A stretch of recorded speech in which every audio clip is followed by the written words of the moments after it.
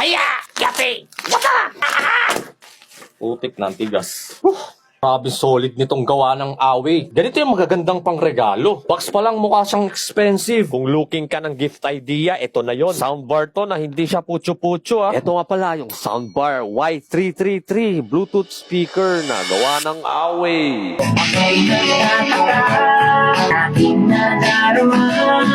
Ito yung magandang soundbar na pwede mong i-partner sa flat screen TV mo. Tingnan mo naman yung itsura niya. Affordable lang yung price nito pero yung quality niya pang premium. Ang haba niya, nasa 45 cm to. Di na nga kasya sa screen, kailangan ko pang lumayo. Supported to ng TWS or True Wireless Stereo. Kaya pag dalawa yung kinuha mo nito, basta same model ng Away speakers, sabay silang ko-connect sa isang device lang. At para kang naka-home theater dito pag ito yung gamit mo. Meron siyang built-in mic na meron na ring noise reduction. Dito yung kanyang mga control buttons at ang nagpa-aesthetic nga sa kanya ay itong volume control. Pwede ka rin magpatugtog gamit ng flash drive, SD card at dito mo rin makikita yung kanyang Type-C charging port at AUX port. At kung naghahanap ka nga ng mga soundbar na merong affordable lang na price pero napakaganda ng design, try mo tong kay Away Y333 soundbar Bluetooth speaker. Andyan lang siya sa basket hanggang sa mga susunod na video uli ah.